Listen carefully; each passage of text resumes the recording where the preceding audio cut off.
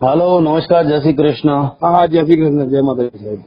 હા, બોલો, શું કહેતા હતા નમસ્કાર તમે? મિત્રો, વિડીયોમાં તમારું સ્વાગત છે. મિત્રો, આજે આપણે વાત કરવાના છીએ ખજૂરભાઈનું કોલ રેકોર્ડિંગ વાયરલ થયું હતું તે. મિત્રો, ખજૂરભાઈનું કોલ રેકોર્ડિંગ સાંભળવા માટે મિત્રો મારી ચેનલને નવા હોય તો મિત્રો સબસ્ક્રાઈબ કરવાનું ભૂલતા નહીં અને બેલ આઇકનને દબાવીને મારી ચેનલને આગળ વધારજો. મિત્રો, જો સાંભળો મિત્રો આખું ખજૂરભાઈનું રેકોર્ડિંગ. મિત્રો, પેલા બાબલાને પેલું ભણાવવાનું છે. હાલો, હા, મારો ટેણીયો સાહેબ હા, 10માં પાસ થઈ ગયો, બરોબર. ઓકે. એટલે એને થોડી ફી બાકી છે સાહેબ, બરોબર. એને 4-5 હજાર રૂપિયા ફી બાકી હતી, તેમાં અમે બાકીની બધી ભરી દીધી છે. 1500-1700 રૂપિયા એવું કંઈક બાકી છે સાહેબ, બરોબર. ઓકે. અને એનું એડમિશન છે ને એ સ્કૂલમાં લેવાનું સાહેબ. છોકરો ભણવામાં થોડો હોશિયાર છે મારે, પણ આ દવાખાના બહુ ચાલી ગયા સાહેબ મારા ઘરમાં. ઓકે, એટલે તમારે 10માની ફી ભરવાની છે એમ કે? એ 10માના કંઈક વધારે બાકી નહીં સાહેબ. 1500-1700 રૂપિયા જ બાકી છે સાહેબ, બરોબર. ઓકે. અને 11મું ધોરણ એ સ્કૂલમાં અમારે લેવાનું એડમિશન. ઓકે. આમાં પેલો છોકરો રોજ જીવ બાળ્યા કરે છે, કઈ એડમિશન નહીં મળે, જગ્યાઓ ભરાઈ ગઈ છે. હવે મેં તો આજે એવું નક્કી કર્યું સાહેબ, તમને ફોન ના કર્યો હતો, તમારી રિક્ષા ગીરીઓ મૂકી દઉં સાહેબ. સમજ્યા વાત ને? હાલો, મારી રિક્ષા સાહેબ બહુ જૂની ગાડી છે, 2007નું મોડેલ છે સાહેબ, બરોબર. હવે ગીરવી લેવા વાળા કેવું હોય સાહેબ, તો કાગળિયા ગાડી બધું ગીરવી લઈ લે તમારી બધી. એ કઈ તમને એમને પૈસા કોઈ આપવાની સાહેબ, બરોબર.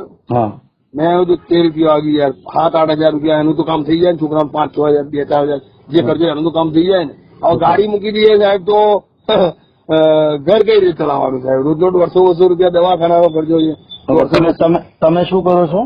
મારા સાહેબ નાઇટીઓ અને ચડ્ડાનો ધંધો હતો. આપણે આ નાઇટીઓ નહીં આવતી, એનો મારે 1.5-2 વર્ષ પહેલા દિલ્હીથી માલ આવતો. અમારા એક પાર્ટનર હતા દરબાર, એ અમારા ભેગા ધંધો કરતા. એટલે બહુ મહેનત કરતા સાહેબ. સવાર 6 વાગે નીકળી રાતે 10 વાગે આવતા હતા. તો ભગવાનની દયાથી રોજ મને 1000-1200 રૂપિયા રોકડા ચોખ્ખા મળી જતા. એમને 700-800 મળી જાય, 700-800 મને મળી જાય. ઘર ચાલતું, દવાખાના સ્કૂલો બધું ચાલી જતું. મારે કોઈ તકલીફ એવી નથી, બરોબર. પણ હવે કેવું થયું કે એ દરબાર હમણાં લગભગ થોડા ટાઈમથી મરી ગયા, બરોબર, કોરોનામાં. એટલે ધંધો એમના છોકરાઓ કરવાની ના પાડી દીધી કે ભાઈ હવે આશીષભાઈ નહીં કરવો ધંધો, બરોબર. એટલે ધંધો બંધ થઈ ગયો. બીજા નંબરમાં આપડી આખી રેન તૂટી ગઈ સાહેબ. એ પૈસા એ બાપુ જ રોકતા હતા અમારે. તો અત્યારે શું કરો છો તમે? અત્યારે રિક્ષા ચલાવું સાહેબ. ઓકે. અને છોકરાની ફી 10માની આપણે ભરવાની છે કે ના? 10માના થોડાક પૈસા બાકી. અને એની સ્કૂલમાં સાહેબ એડમિશન એ સ્કૂલમાં લેવાનું મારે, જે સ્કૂલમાં ભણે છે સાહેબ. ઓકે. મતલબ 10માની ફી જે તમે બાકી હતી એ તમે નથી ભરી, એટલે તમે 11મામાં એડમિશન નથી લેતા એવું? હું ગયો જ નથી સાહેબ સ્કૂલમાં. ઓકે. એટલે ફી નથી ભરી એટલે નતા ગયા કે પછી પૈસા નથી એટલે નથી ગયા? પૈસા નથી. અને બીજા નંબરમાં સાહેબ જો એ કરવા જો તો ઘરનું થોડી દવાઓનું કામકાજ રખડી પડે એવું છે સાહેબ, સમજ્યા? ના, એ કઈ સ્કૂલ છે?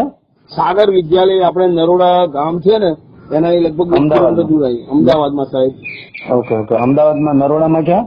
નરોડામાં નોબલ સ્કૂલના સામે સાગર વિદ્યાલય સ્કૂલ છે. સ્કૂલ સારી છે, શિક્ષકો સારા છે સાહેબ, ભણવામાં હોશિયાર સ્કૂલ છે. તો એક કામ કરજો, કાલે એવું હોય ને તો એ સ્કૂલમાં જજો.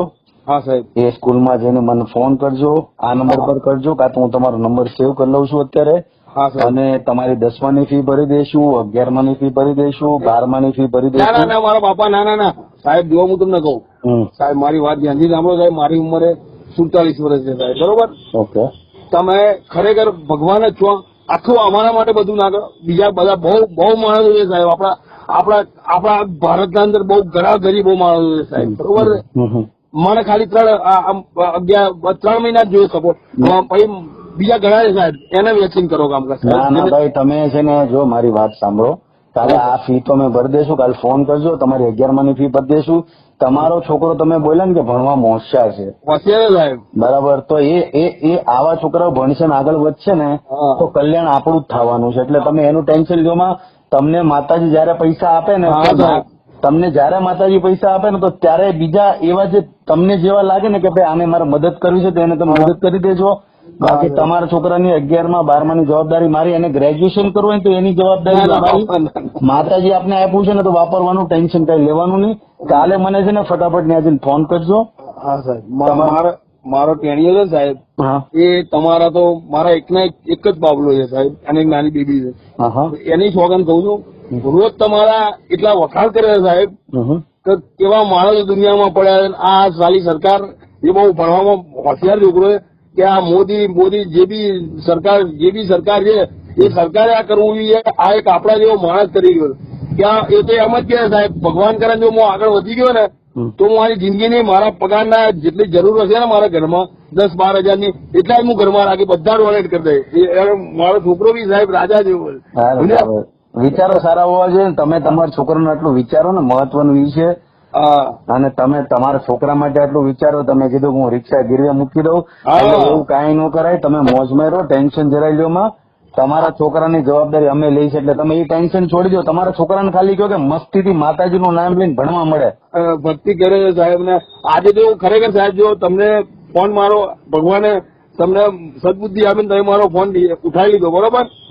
મેં નક્કી જ કર્યું હું જે જગ્યાએ વાત કરું છું સાહેબ તેના અમે ફાઇનલ અબી ત્યાંથી નીકળી ગયો. બાકી તમારો મેં પેલા ફોન કર્યો સાહેબ જયારે ફાઇનાન્સ ની ઓફિસ આગળ હું બેઠો હતો અને હું નક્કી કરીને જ ગયેલો સાહેબ આગળ બધું લઈને જ મેં મૂકી દીધા. કેમ કે છોકરો શું સાહેબ કે પેલા બધા એના ભાઈબંધો ભણે બરોબર છે, ઓનલાઈન ભણતા હોય કે જે બી કરતા હોય કે રોજ એ મને કહે કે પપ્પા લેસન આવવાનું આમ. એટલે મારા પોતાનો ઘરે જવું એટલે દિવસભર યાર કે સારું 2-5 હજાર રૂપિયા માટે પૂરી. એટલે આજે ફિક્સ નક્કી કરી દીધું સાહેબ કે આજે રિક્ષા મૂકી જ દેવાની છે અને આને પૈસા લઈને કાલ સવારે પૂરું જ કરી દેવાનું છે. ના સાહેબ તમે ટેન્શન લો માં, કોઈ જાતનું મૂંઝાવમાં. અને કાલે મને ત્યાં જઈને ફોન કરજો, તમારું કામ થઈ જાય. ખૂબ ખૂબ આભાર સાહેબ તમારો. તમારા જેવાની દેશમાં બહુ જરૂરી છે સાહેબ. ના બાબુ પ્રેમ ભાવ રાખજો, સપોર્ટ કરજો અને ટેન્શન લેતા નહીં. કાલે તમે ફોન કરજો ત્યાં જઈને, બરાબર? હા સાહેબ 11-12 વાગે કરું ચાલશે ને?